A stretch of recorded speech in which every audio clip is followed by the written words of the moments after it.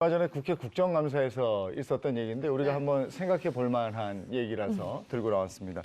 순직한 공무원 유족에게 지급되는 유족연금이 있어요. 네. 그런데 30년 동안 연락도 없었던 어머니죠. 부모가 나타나서 그 돈을 받아갑니다.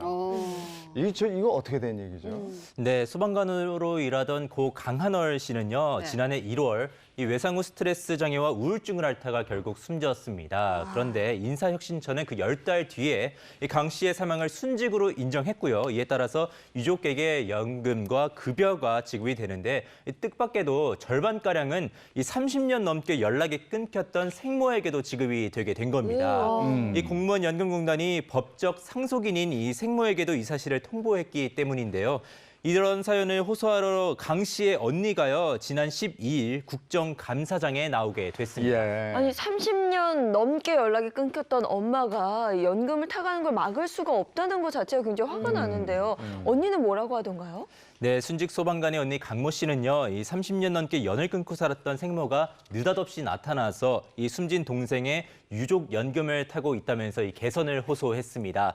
이 강 씨는요, 동생이 떠나고 정말 하루하루가 지옥 같은데 32년 만에 생모라고 나타난 여성이 제 동생의 명예와 권리를 모두 반으로 나눠가는 것을 인사혁신처가 모두 인정해줬다라고 했고요. 네. 그리고 그 여자는 권리도 없고 유족도 아니다 이렇게 말하기도 했습니다. 동생 떠나보낸 것도 힘든데 네.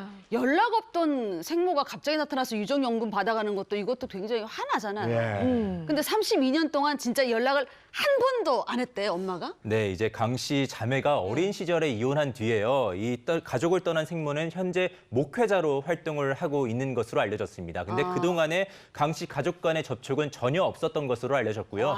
예, 하지만 강 씨를 낳았다는 이유만으로 이 유족 급여 8천만 원을 타갔고요. 또 매달 연금으로 이 91만 원씩을 받게 됐습니다. 야, 이 동생이 소방관으로 정말 힘들게 일하면서 네. 그러게.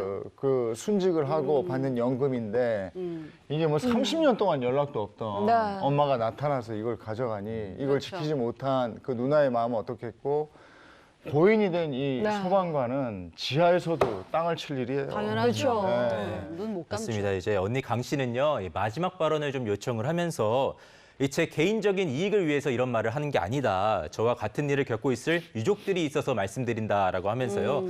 액수가 중요한 것이 아니라 이 권리를 나눠야 하는 유족들의 고통을 좀 한 번쯤 생각해 달라 이렇게 말하기도 했습니다. 네, 그럼 궁금한 게 이 네. 급여를 받을 유족 순위가 있잖아요. 그 상속 순위가 같나요? 그러니까 유족급여라는 것은 공무원이 이제 공무상 열심히 일을 해가지고 이번 같이 이제 사고라든지 이렇게 해서 사망할 경우에는 받는 건데 이 순위는 상속 순위와 똑같아요. 예. 그래서 1순위가 이제 자녀와 배우자고요. 자녀가 배우자가 없을 경우에 부모가 2순위가 되는데 이 상속도 마찬가지인데요. 이 상속을 받을 사람은 이 사람이 착한 사람인지 나쁜 사람인지 따지지 않습니다.